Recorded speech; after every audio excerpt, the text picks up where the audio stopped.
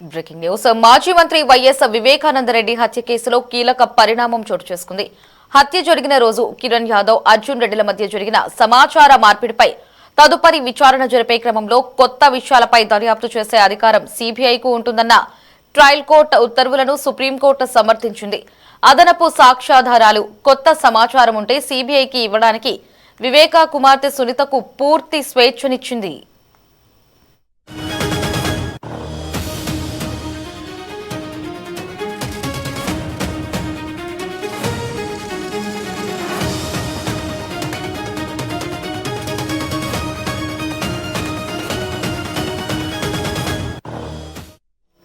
వివేక హత్య జరిగిన రోజు ఈ కేసులో నిందితుడు సునీల్ యాదవ్ సోదరుడు కిరణ్ యాదవ్, మరో నిందితుడు వైఎస్ భాస్కర్ రెడ్డి సోదరుడి కుమారుడు అర్జున్ రెడ్డి మధ్య జరిగిన సమాచార మార్పిడిపై నెల రోజులలోపు దర్యాప్తు పూర్తి చేయాలని గత డిసెంబర్ 10న సీబీఐ కోర్టు ఉత్తర్వులు ఇచ్చింది.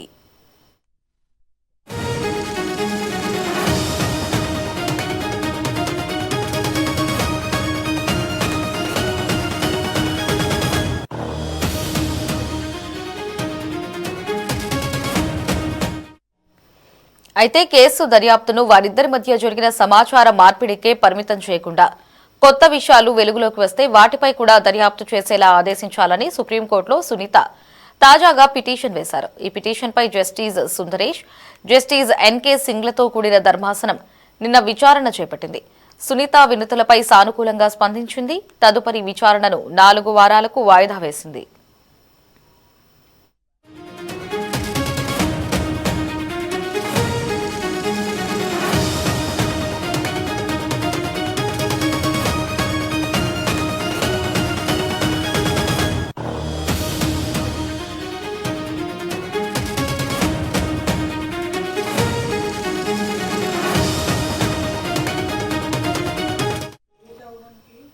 గత నెల 20న జరిగిన విచారణ సందర్భంగా పిటిషనర్ సునీత కోరుకున్నట్టుగా ఈ హత్య కేసులో తదుపరి దర్యాప్తు అవసరముందా, ఈ విషయంలో తదుపరి ఉత్తర్వులు జారీ చేయాలా చెప్పాలంటూ ధర్మాసనం ప్రశ్నించింది.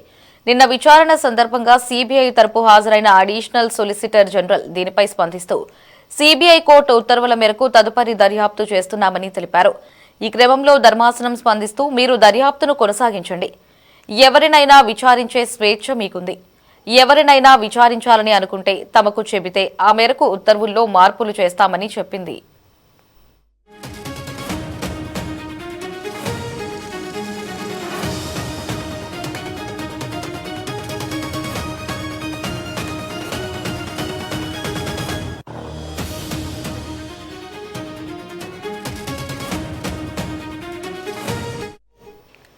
ఈ సందర్భంగా సునీత తరపు న్యాయవాది సిద్ధార్థ లూథ్రా స్పందించారు. ఒక కోణంలో మాత్రమే దర్యాప్తు చేసేందుకు సీబీఐ కోర్టు ఆదేశించిందని సిద్ధార్థ లూథ్రా చెప్పారు.